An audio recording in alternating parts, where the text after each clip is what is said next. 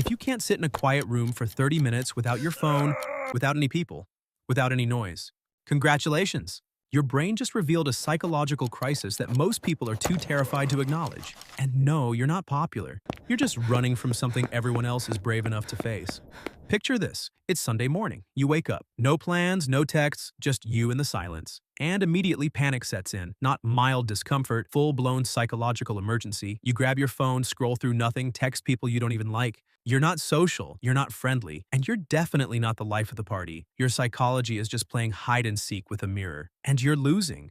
Okay, that was harsh, but let me break down what's really happening in that noise-dependent brain of yours. Number one, your brain is running from itself, and that's actually terrifying. Most people's brains come with an internal compass. Their brain starts processing, reflecting, understanding who they actually are. But your brain hits the eject button. Your brain does everything possible to escape the one thing it fears most: meeting you. Psychologists call this solitude avoidance. Fancy term for your brain would rather scroll through strangers' vacation photos than spend 5 minutes examining its own thoughts. Research from the University of Virginia found that people would literally rather give themselves electric shocks than sit alone with their thoughts for 15 minutes. Not metaphorically, literally. They chose pain over presence. Your brain doesn't just avoid silence, it weaponizes distraction. Every notification, every social obligation, every "we should hang out sometime" is a shield protecting you from the scariest conversation you'll ever have, the one with yourself. And here's what makes it even darker. You've convinced yourself this is normal, that needing constant company is a personality trait, that being unable to tolerate your own presence is somehow a sign of being social. Here's the wild part. This avoidance is costing you everything. While the solitude seekers are building self-awareness, understanding their patterns, growing into themselves,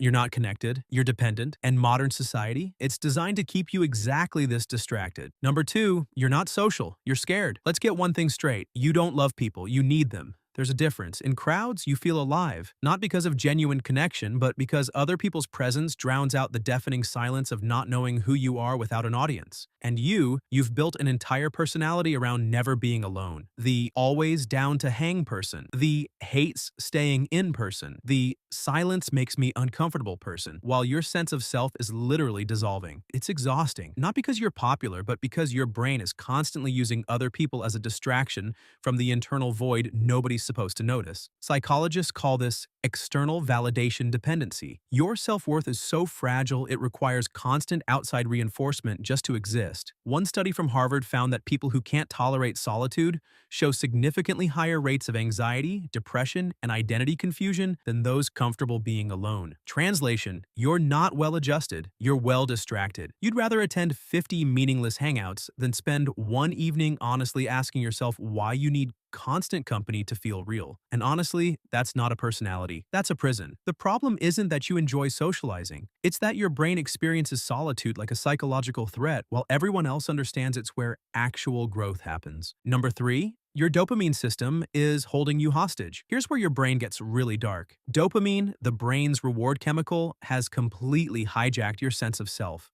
When you're surrounded by people, notifications, noise, your brain throws a dopamine parade. You feel validated, seen, real, but the moment that external stimulation disappears, withdrawal, anxiety, the terrifying realization that without an audience, you're not sure who you're supposed to be. Your system doesn't run on internal satisfaction. It runs on external hits. Likes, texts, invitations, conversations, anything that confirms you exist because other people acknowledge it. It's not that quiet moments don't have value. It's that your brain literally gets zero reward from self-reflection. Reading a book alone? Torture. Taking a solo walk? Anxiety. Sitting in a quiet room just thinking? Your nervous system interprets it as emotional death. While introspective people recharge through internal space, you hemorrhage sense of self the moment you're alone. So when you're surrounded by noise, your brain is basically on life support. Remove the people and suddenly you're forced to generate your own sense of purpose. Number four, you're basically emotionally homeless.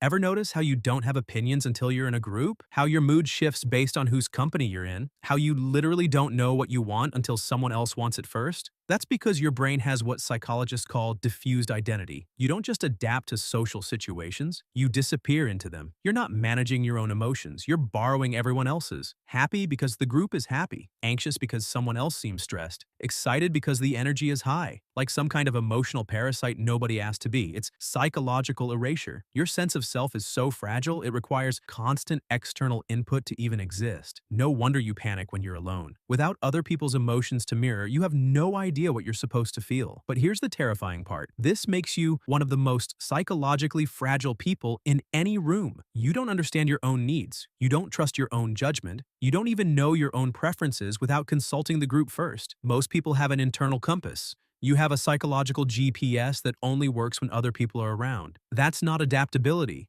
That's absence of self. And finally, number 5, you're not living life, you're avoiding it. Society tells you that being social, staying busy, surrounding yourself with people 24/7 means you're winning at life. But here's what they don't tell you. You figured out how most people spend decades building. Running from yourself is easier than facing yourself. Noise is easier than truth. Being surrounded is easier than being whole. You're not thriving, you're hiding. From your thoughts, your fears, your authentic self, all the parts of you that only emerge in silence. You understand something terrifying. The busiest lives often hide the emptiest souls. Constant company isn't connection, it's camouflage. Your need for people isn't love, it's fear. Fear that if you're ever truly alone, you'll discover there's nothing there, that the person you've been performing might not actually exist. So the next time someone asks, "Don't you ever want to just be alone?" just remember they're asking why you're terrified of the one person you can never escape, yourself. You're not social, you're not popular, you're not the life of the party. You're just scared of silence in a world that's trying to teach you peace. And honestly, that's exactly what makes you trapped. Sorry if this made you uncomfortable or I sounded really mean at times. But hopefully it will hit home with even just one person and help them. Anyway, if you did enjoy the video, hit subscribe and comment if you relate to this.